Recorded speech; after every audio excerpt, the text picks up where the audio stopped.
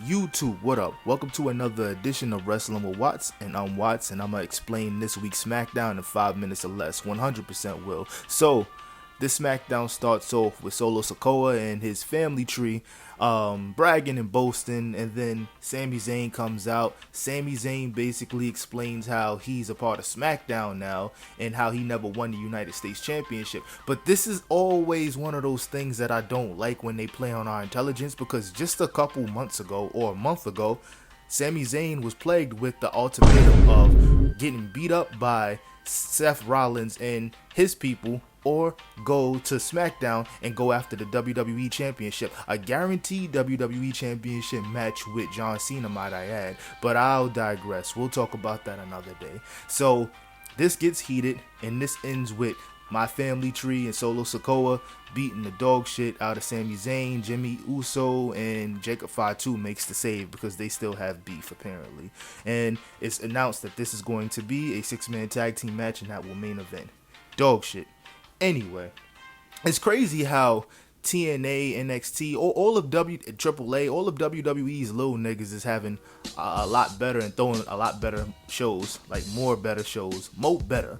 Anyway, I'm gonna keep it going. Secret Hervis, they come out, they massacre Alexa Bliss because Alexa Bliss beats Piper Niven in the match, but after the match, they jump Charlotte Flair and Alexa Bliss.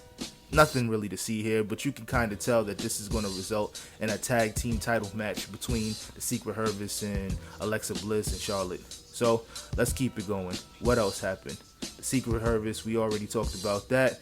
Jade Cargill and Nia Jax wants Tiffany Stratton's title. If you ask me, the only way to make this match interesting, or make this entire ordeal interesting at this point, is to just put them all in a triple threat match. Put them in a triple threat match, because Nia Jax is entertaining as hell. Jade Cargill, she's go with the flow type, you know what I'm saying? Like, if the person she's feuding with is any good, she's gonna be gold. So I like those type of matches for Jade Cargill. I like seeing her go toe to toe with other big women. So this could be great. This could possibly be something, but I'm still not super interested in this unless it's a triple threat match. So let's continue. Carmelo Hayes and The Miz beats Fraxium. Pretty good match. The hometown hero, which is Carmelo Hayes, did not get the pin because The Miz is basically kind of, for lack of a better term, trying to make himself or continue to be relevant under Carmelo Hayes. This is probably going to result in Carmelo Hayes turning face. Now, I like Carmelo Hayes, and I do think that he could pull off being a face, but I feel like the heel route was more ideal. But I guess that's reserved for somebody else right now, because he didn't, from their point of view, he didn't really hit it out the park the first time when he was the first draft pick.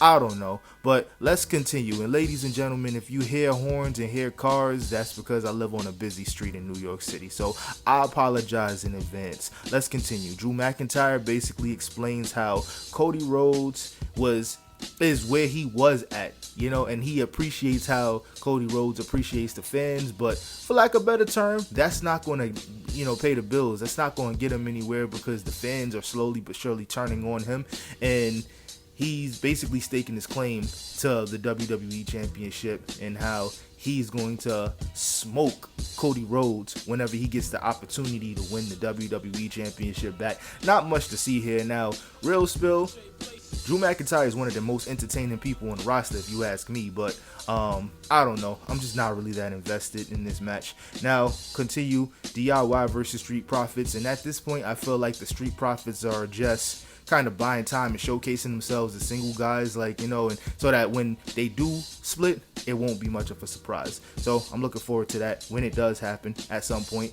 But John Cena is also announced, and he's going to be at next week's SmackDown. Nothing to see here. Then the main event, Solo Sikoa and MFT versus Sami Zayn, Jacob Fatu, and Jimmy Uso. And we already know that Sami Zayn, or Sammy Hogan as they call him, Jimmy Uso and Jacob Fatu, they won the match. They hugged it out. Not much to see here. And I'm just under 5 minutes. So how did I do? I'm only looking forward to one thing that's going to continue to happen, and that's the Carmelo Hayes angle, because they're facing the Motor City Machine Guns next week. Oh, and also R-Truth and Aleister Black is facing each other next week. I just hope R-Truth don't get jobbed out, but Aleister Black is one of Triple H's favorites, so you kind of could imagine what's gonna happen here. I'm bouncing all over the place, but I've definitely explained WWE SmackDown in 5 minutes or less.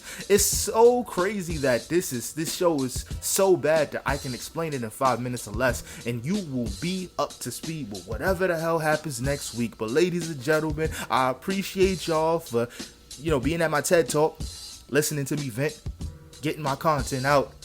I am out. Peace.